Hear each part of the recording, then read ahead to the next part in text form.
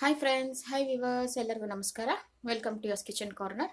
ನಾನಿವತ್ತು ವಾಂಗಿಬಾತ್ ಪೌಡ್ರ್ ಉಪಯೋಗಿಸ್ಕೊಂಡು ವಾಂಗಿಬಾತ್ ಸಾಂಬಾರು ಮಾಡ್ತಾ ಇದ್ದೀನಿ.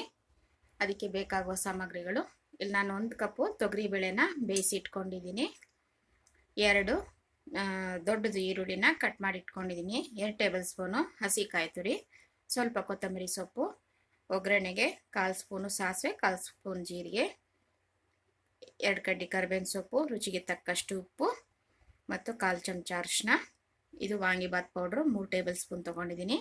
ನನ್ನ ಚಾನಲಲ್ಲಿ ಮೊದಲೇ ಹಾಕಿದ್ದೀನಿ. ನಾನು ಇಲ್ಲಿ 3 ಮೈಸೂರು ಬದನೆಕಾಯಿ ತೊಗೊಂಡಿದ್ದೀನಿ, 2 ಟೇಬಲ್ ಸ್ಪೂನ್ ಎಣ್ಣೆ. ಹೀಗೆ ಮಾಡೋದು ಹೇಗೆ ಅಂತ ನೋಡೋಣ. ಈಗ ಗ್ಯಾಸ್ ಆನ್ ಮಾಡ್ಕೊಳ್ಳಿ.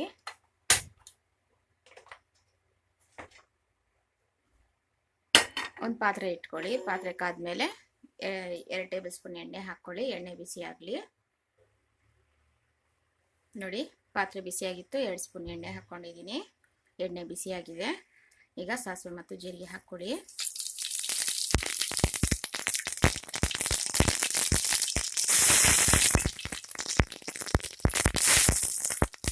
ನೋಡಿ, ಸಾಸಿವೆ ಜೀರಿಗೆ ಚಟಪಟ ಅಂದಿದೆ. ಈಗ ಈರುಳ್ಳಿ ಹಾಕ್ಕೊಳ್ಳಿ ಮತ್ತು ಕರಿಬೇವು.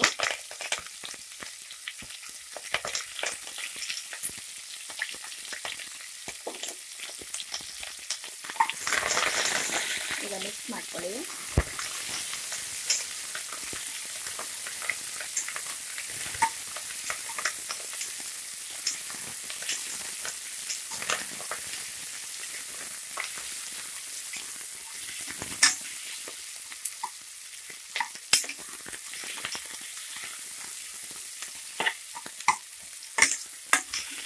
ನೋಡಿ, ಈರುಳ್ಳಿ ಒಂದು 3 ನಿಮಿಷ ಫ್ರೈ ಆಗಲಿ ಎಣ್ಣೆಯಲ್ಲಿ ಚೆನ್ನಾಗಿ. ನೋಡಿ, 3 ನಿಮಿಷ ಚೆನ್ನಾಗಿ ಫ್ರೈ ಮಾಡ್ಕೊಂಡಿದ್ದೀನಿ ಈರುಳ್ಳಿನ. ಈರುಳ್ಳಿದು ಕಲರ್ ಕೂಡ ಚೇಂಜ್ ಆಗಿದೆ. ಈಗ ಕಟ್ ಮಾಡ್ಕೊಂಡಿದ್ದೀನಿ ಬದನೆಕಾಯಿನ ಹಾಕ್ಕೊತಾ ಇದ್ದೀನಿ. ನೋಡಿ, ಈ ಥರ ಸ್ವಲ್ಪ ದಪ್ಪಕ್ಕೆ ಹೆಚ್ಕೊಬೇಕು.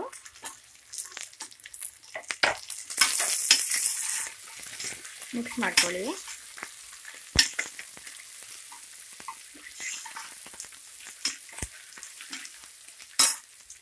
ಈಗ ರುಚಿಗೆ ತಕ್ಕಷ್ಟು ಉಪ್ಪು ಮತ್ತು ಅರಿಶಿನ ಹಾಕ್ಕೊಳ್ಳಿ.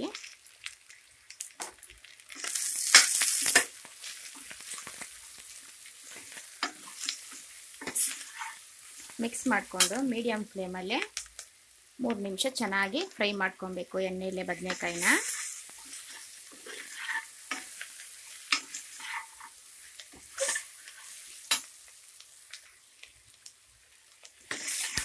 ನೋಡಿ, 3 ನಿಮಿಷ ಫ್ರೈ ಮಾಡ್ಕೊಂಡಿದ್ದೀನಿ ಎಣ್ಣೆಯಲ್ಲಿ.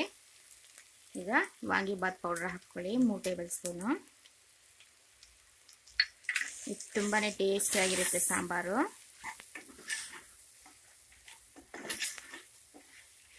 ನೋಡಿ, ಒಂದು 30 ಸೆಕೆಂಡ್ ಈ ಥರ ಪೌಡ್ರ್ ಹಾಕಿದ್ಮೇಲೆ ಫ್ರೈ ಮಾಡಿಕೊಂಡ್ರೆ ಸಾಕು. ಈಗ ಫ್ಲೇಮ್ ಸಿಮ್ಮಿಗೆ ಇಟ್ಕೊಳ್ಳಿ.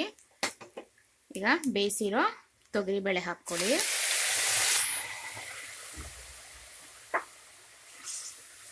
ಚೆನ್ನಾಗಿ ಮಿಕ್ಸ್ ಮಾಡ್ಕೊಳ್ಳಿ.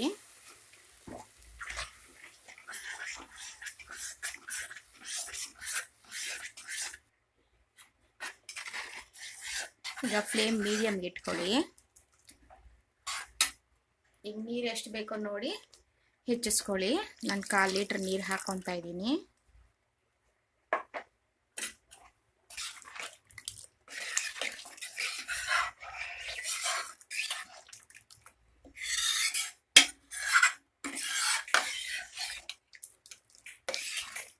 ನೋಡಿ, ಇನ್ನೊಂದು 100 ml ನೀರು ಹಾಕ್ಕೊಬೋದು.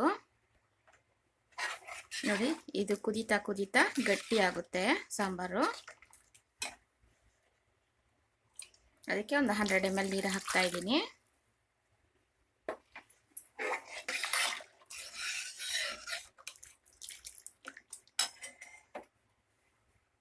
ಈಗ ಹಸಿಕಾಯಿ ತುರಿ ಹಾಕ್ಕೊಳ್ಳಿ.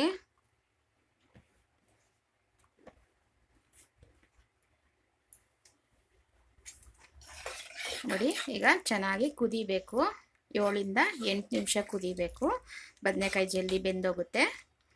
ಇದು ಅನ್ನಕ್ಕೆ ತುಪ್ಪ ಹಾಕ್ಕೊಂಡು ತಿಂದರೆ ಸೂಪರ್ ಕಾಂಬಿನೇಷನ್ನು, ತುಂಬಾ ಟೇಸ್ಟಿಯಾಗಿರುತ್ತೆ ಸಾಂಬಾರು. ಇದು 7ರಿಂದ 8 ನಿಮಿಷ ಕುದೀಲಿ. ನೋಡಿ 7 ನಿಮಿಷ ಕುದಿಸ್ಕೊಂಡಿದ್ದೀನಿ.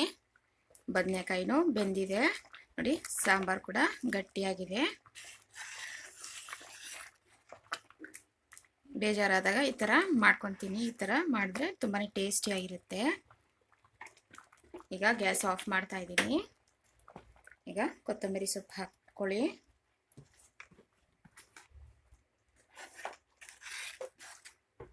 ನೋಡಿ ಸಾಂಬಾರು ರೆಡಿ ಆಯಿತು. ಈಗ ನಾನು ಸರ್ವ್ ಮಾಡ್ಕೊತೀನಿ. ನೋಡಿ ನಾನು ಅನ್ನ ಜೊತೆ ಸರ್ವ್ ಮಾಡ್ಕೊತಾ ಇದ್ದೀನಿ. ಈ ಥರ ಮೇಲೆ ತುಪ್ಪ ಹಾಕ್ಕೊಳ್ಳಿ. ತುಪ್ಪ ಹಾಕ್ಕೊಂಡು ಈ ಥರ ಸಾಂಬಾರು ಹಾಕ್ಕೊಂಡು ತಿನ್ನಿ, ತುಂಬಾ ಟೇಸ್ಟಿಯಾಗಿರುತ್ತೆ. ನೀವು ಟ್ರೈ ಮಾಡಿ ಹಾಗೂ ಕಮೆಂಟ್ ಸೆಕ್ಷನಲ್ಲಿ ತಿಳಿಸಿ. ಮರೆಯದೆ ಶೇರ್ ಮಾಡಿ, ಲೈಕ್ ಮಾಡಿ, ಸಬ್ಸ್ಕ್ರೈಬ್ ಮಾಡಿ. Signing out from yours kitchen corner. Thank you.